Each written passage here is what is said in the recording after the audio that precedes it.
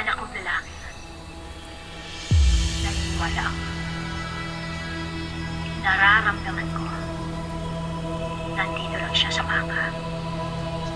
Grabe, no? Ano yung pakiramdam maging anak ni Miss Chin-Chin? Ha? Nakakapangilabot.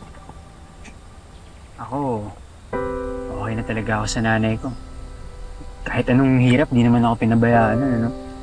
Ako, sobrang swerte kina mama at papa kahit hindi ko sila kadugo.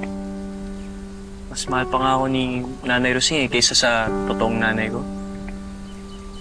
Si Mami, wala na.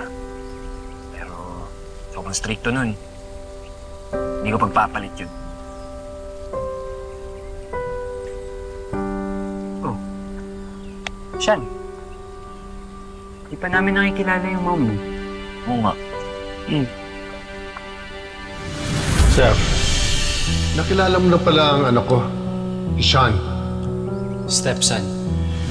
Wala akong alam sa nanay ko. Hindi ko na rin naman siya nakilala eh. Hindi na namin pinag-uusapan ni Dad. Kasi siguro, dalalak ako sa labas.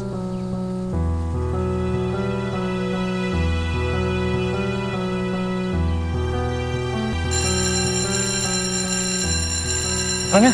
Sige na tayo. Tara. Sige, ano na kayo? Ha? Hindi ka sasabay? Okay lang ako. Teka na. Sige. Sige ha.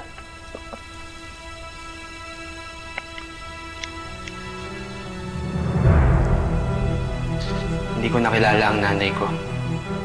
Isang malaking palaisipan sa akin kung sino siya.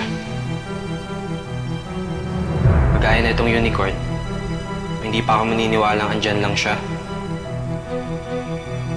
Ano pang panghahawakan ko?